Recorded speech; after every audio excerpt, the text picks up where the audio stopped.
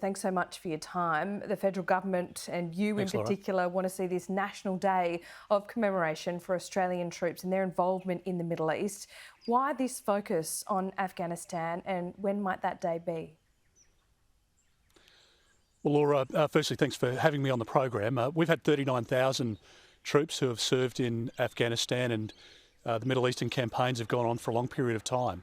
And as your package there demonstrates very ably, it's a precarious part of the world, and people desperately want to see peace. We want to see girls educated, and we want to see terrorism thwarted. And the contribution of our troops over a long period of time has contributed to a period of stability, the ability for girls to be educated. And importantly, from our perspective and that of our Five Eyes partners and others across the developed world, there has not been an attack the scale of 9/11 for over 20 years. And we want to make sure that that remains the case. But I want those diggers to hear very clearly the message that because of their efforts in Afghanistan, in Iraq, in the region otherwise, they have stopped terrorist attacks from taking place in our country, in the United States, United Kingdom, Canada, New Zealand, in Europe and elsewhere. And we are incredibly, eternally grateful for that. And this day, I hope, will serve as a reminder each year to Australians that we want to commemorate their service. And we want to also recognise the 41 diggers who lost their lives during the course of that campaign. And I think it's a similar story to other days of national significance in the military calendar, Anzac Day, Vietnam Veterans Day, etc. And it's our way of recognising and honouring the service of those that have fought in our name, in our country's name. The Taliban are resurgent right across Afghanistan at the moment, reclaiming vast amounts of territory, and we saw that there. And I think you've just answered this question. Many people say, what was the point? After 2 decades in Afghanistan, what did we achieve? But I think there's a lot for Australian troops to be proud of. And like you just said, we've thwarted and stopped any large-scale terrorist attack since 9/11. Is that the measure of success? That is. I mean, from a selfish perspective, the fact that we haven't had a 9/11 style attack in the developed world over the course of our engagement in that region, that should say to all Australians that our sacrifice has been worthwhile. Now, for those families and for their mates, they will never recover in many circumstances, and we have to support those that have come back with mental scars and who are still suffering significantly today. But I want them to hear today that this National Day of commemoration will be about them, and it will be about the period that they gave to their country, those that gave their lives to our country, and the fact that they kept us safe and that they have provided a life and a future for many of those young women who have been educated, now have maybe even left the region, gone to other parts of the world to tell the story, and they will do that for their lives. And there are many individual examples that you could look at that they should be incredibly proud of. And many of them carry the injuries and the scars, as we recognise, and we want to provide every support to them to help them live out their lives in the best way possible. Have we cut and run, leaving Afghanistan and Afghans that helped us during that 2-decade campaign?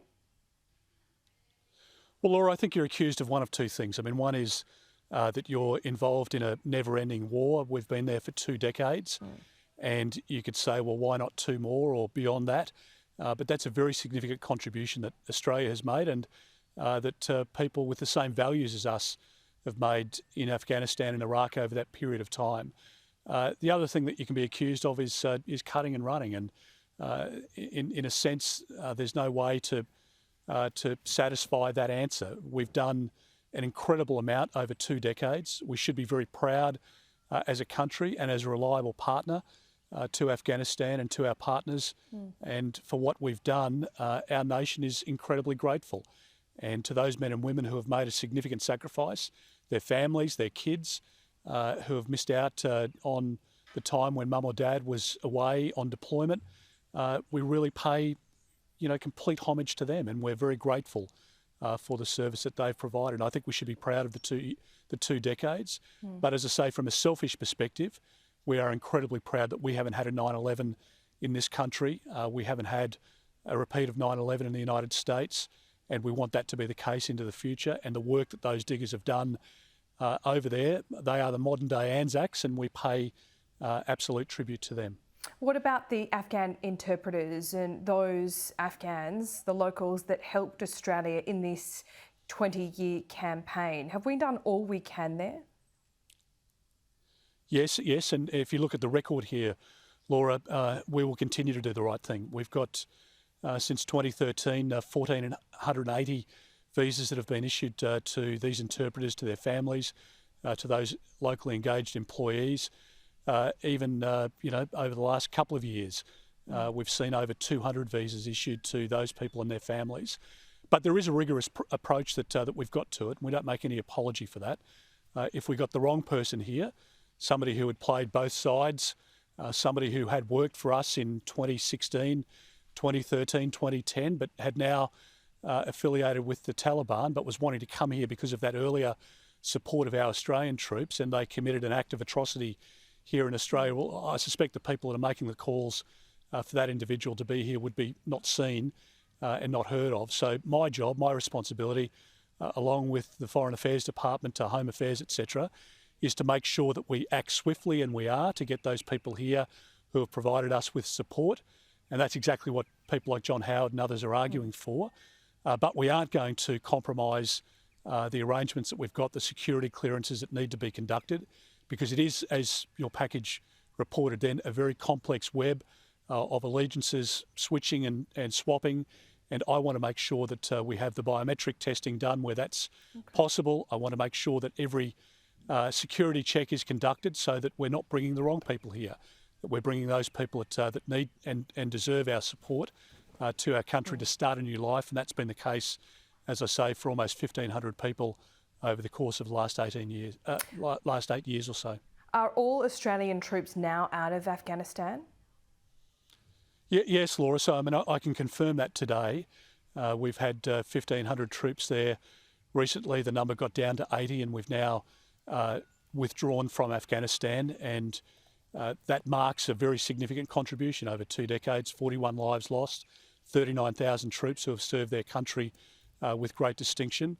And we should honour the service of those troops and be very grateful for the fact that they've delivered us peace and security relative to the rest of the world over that period of time. And we've now withdrawn. That's appropriate for us. And we now pivot, of course, to our own region. And when did that withdrawal happen? Well, that's happened in recent weeks. It was ahead of the September deadline that we had set. But the advice of the Chief of the Defence Force to me, to the Prime Minister, to the National Security Committee was that it now was the appropriate time for us to withdraw those forces. We've done that. That doesn't mean that we won't be a part of campaigns with the United States, perhaps involving the SAS or Special Forces, where we deem that to be in our national interest or in the interests of our allies. And for now, though, that campaign has come to an end. So you say that Australia might still play a role. There are no Australian soldiers, though, in Afghanistan. But as we see the problem still persisting there, we may have a broader strategic role alongside the United States? Well, again, Laura, if you go back to the early days of these campaigns, we were concerned about Al-Qaeda. We are concerned about any group that might have a capacity to mount a mass casualty attack in a country like ours. We know now that ASIO and the Federal Police and ACIS, our other agencies, including Defence and Defence Intelligence agencies, are all working day and night to keep Australians safe. The reality is that the threat of terrorism hasn't gone away. And whether we see that manifesting in our own country, in the Middle East or elsewhere around the world, then we will be part of an effort to defeat that and to make sure that we can keep, in our case, Australians safe and wherever possible, the lives of our allies as well. And that's the values that we've always adhered to and always will. Indeed. Can I ask you one final question about COVID, because it all comes down to vaccine supply, Minister. It does seem that it is holding us back at the moment. You'll be looking at this very closely, no doubt. Is the delivery of Pfizer and the timeliness of that between now and the end of the year, does that mean the difference between you winning the next election or not? Well, Laura, to be honest, I don't think it's anything about the next election. It's about us keeping Australians safe and secure. Right from the very start of this pandemic 18 months ago, we took an early decision to close our borders, and as an island nation, that was very effective in keeping this virus at bay, and we have had a very strict regime of people coming and going, including quarantine. We've worked very closely with the states and territories. Greg Hunt has done an exceptional job as Health Minister, the Prime Minister's leadership, working in concert with the Chief Ministers and Premiers has been quite remarkable, and we now move into this next stage. Now, it's a game changer to be getting 1 million Pfizer doses a week. Yeah. We know already that in the over 70 population. Would you have done things differently if you had your time again? No, and Laura, if I was to be honest, I was talking with my counterpart in Canada the other day, 23,000 deaths, and he said to me, how's the vaccine rollout going in Australia? And I said, well, look, I think there's a bit of complacency. I think people don't think they're going to get the virus, or that this is not a problem for Australia. And, he essentially said, well, people were bursting out of their doors when they could get the vaccine in Canada because they'd seen an elderly lady next door die, or they'd seen a family member taken to ICU on a ventilator. And we know now that in New South Wales, we have a significant number of people in ICU or on ventilators, and this Delta strain is targeting younger people than the Alpha strain started out doing. So we need to be very mindful of this. And people, if they've had hesitancy, they should take the advice of their GP. Go and see the GP, get the AstraZeneca, get Pfizer, get whatever your doctor is advising, whatever is available, as quickly as possible, because this Delta strain is a very different scenario that we're now dealing with, as we're seeing in southwestern Sydney right now. And we have done everything at a federal level we can through JobKeeper, through financial assistance to help people keep their houses, keep their families intact, to keep their businesses running, to keep their children safe, their elderly parents safe, and we'll continue to do that. And there will be a phase, hopefully by the end of this year, when the vaccine's rolled out, where we need to rebuild our country. And I strongly believe that Scott Morrison has the leadership skills. He's demonstrated that over the course of this last year and a half, and he'll continue to do that to keep our country safe and secure and to build us out into a better future from COVID. And that's what I think people will concentrate on next year, whenever an election might be. Okay, Minister Dutton, thanks so much for your time. Appreciate it. Thanks, Laura.